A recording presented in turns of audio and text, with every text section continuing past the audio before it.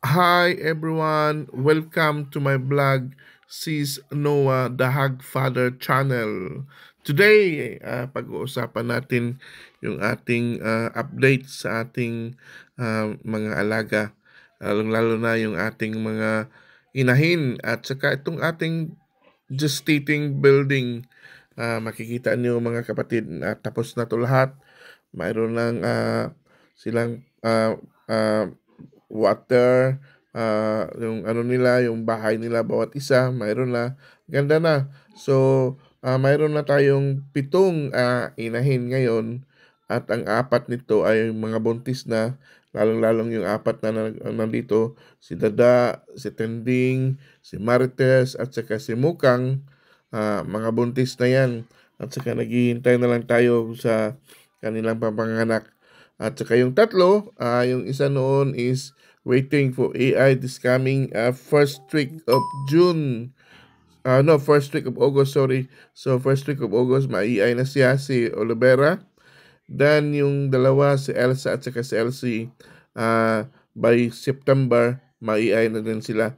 So, pito sila lahat at nag-iisip na sana tayo noon na bibili tayo ng another 5 sa labas para dagdag natin ng ano natin, kaso lang napag-isipan namin na wag na tayong bibili sa labas, dito na lang tayo kukuha sa ating mga inahin dahil yung ating inahin ngayon, large white na ang ginagamit natin ng semen sa kanila.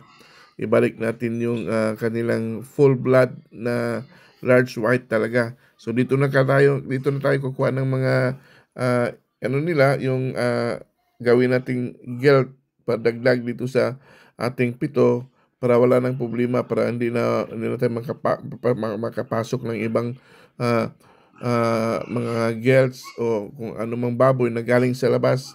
So dito na lahat talaga ang ating mga inahin. So itong building na to, itong luma na building na to, yung unang building ng Sis Noah the Hagfather, kung alam niyo yan, di ba? Dito na yung gestating at saka yung farrowing pin. Tinanggal natin yung farrowing pin na dalawa at ito, dinagdag yung 7 gestating pin. Naging 12 gestating pin na ngayon. So, kailangan natin ng 12 heads at sana pag mayroon na tayong pera, gibain na naman natin yung doon para magdagdag na naman tayo ng 5 na gestating pen for us na hopefully makakakuha tayo ng mga kahit 20 heads man lang ditong building na to. So ito po, nung doon yung 5, wala pang laman yun, but hopefully dito na tayo kukuha sa ating laman para ilagay natin doon yung mga anak nila ni Mukang, ni Marites, at saka ni Tending, at saka ni Dada. Dahil mga large white naman to, at saka yung nakano semen din nila is large white. So, maganda na yan. Hopefully, maayos na yan. Alam natin na mayroong mga gossip about ESF. Talagang kami very strict right now. Walang makapasok na ano, kahit yung gustong bibili, no. Kailangan mong isa lang ang papasok. Kung gusto mong tumingin, isa lang ang papasok. Mag biosecurity ka, maghugas ka ng kamay, ah, pwede kang makapasok, pero kung ayaw mo, di hindi ka pwede makapasok sa aming baboyan. Hanggang sa video ka lang titingin. At ito rin, yung aming gestating, tingnan nyo, oh, isang lihera na ng ating mga inahin. Talagang pinaghandaan ito for 12 to 20 heads ang plano namin sa building na to. At amin ding i-double net yan, hopefully by pag matapos na yung mayroon kaming mga i-develop dito, mga tingnan mo yung lehera ng ating girls na gestating natin, ang gandang tingnan. Kung mapuno yan plus another 20 heads natin nito, nako, ang ingay kaya kung papakainin. Pero but anyway, that's part of our dreams na sana maka 20 heads tayo dito sa ating kulungan sa gestating building. Ito yung first natin na kulungan noon na ginawa na natin ngayon na this building is only for gestating and the other one is for farrowing and the other one also is for fattening. So, yung anak ni Tindeng, Sila yung naunang nalagay sa ating fattening. Na mga 2 months na sila ngayon at saka tingnan niyo yung katawan ng mga big na yan mamaya makikita niyo yan dito. Ang lalaki ang gaganda dahil of course ang libitom ang aming pagkain sa kanila. So itong dito, ito talaga ang mga kontrolado natin. Itong dalawa na nandito rin mga large white din ito at 3 pala kasama si Olivera. Maganda talaga yung yung mga lahi nila. Kinuha namin talaga yon sa magandang mga breeder din kasi alam niyo na kahit mahal pero talagang gagastusan natin because we want quality. We want quality and a nice meat. So kailangan natin na talagang gastusan kasi ganon talaga yan. If you want to invest quality and a good performance of the sa mga baboy yan. Kasi mahirap yung hindi maganda yung quality mo tapos magbinta ka ng mahal tapos hindi maganda yun. Mas maganda yung quality, the more money.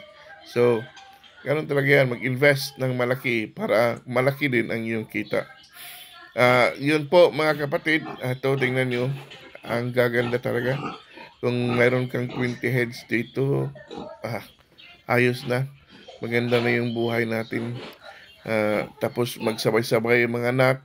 Yung iba, minsan, 2 sa isang buwan o 3. Ayos na yun. Masaya na tayo. Basta, ang sa atin lang is, sana iwas sa mga ESF, iwas sa mga sakit. At dahil dyan, ay kailangan natin ng linis araw-araw. Araw at gabi, linisan natin ang ating mga kulungan. At twice a month, kailangan natin ng disinfection para iwas talaga sa ating mga sakit sa ating mga baboy. We are trying our best na sana awa ng Panginoon hindi tayo makasama doon sa may mga sakit. Anyway, we are praying also sa ating mga kasamang magbababoy na sana wala pong mga sakit ang ating mga baboy. Kung nadaanan man yung iba, hopefully makabawi sila at tatayo na naman ulit. Dahil ganun talaga yan. Kung may buhay pa, balikan natin. At saka yan, challenge yan sa atin na sana sa ating pagbalik ay maganda na yung ating mga gawain at mga alaga. Kaya prayer sa lahat na sana walang mga sakit, linis palagi, biosecurity palagi, para po hindi lang kayo, tayong lahat ang kailangan na malinis at iwas sa sakit sa ating mga babuyan. Kaya sa ating mga kababoy dyan, sa ating lahat, let us share. Mag-share tayo sa ating mga vlogs kung ano yung mga ginagawa natin para makatulong naman sa ating mga beginners na mga magbababoy. At saka mag-share din tayo para mag-alaman natin ang bawat isa. So ito po ang sinasabi ko kanina na ito yung anak ni Tending na first nilang nagamit ang fattening. So sila dito na ngayon, 12 heads ito. Sila po ang nandito ngayon. Ano na to? 2 months na to. Tingnan mo yung katawan ng 2 months.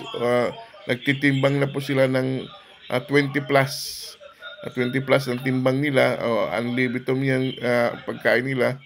Kaya kahit kain tulog lang yung mga yan, ayos na.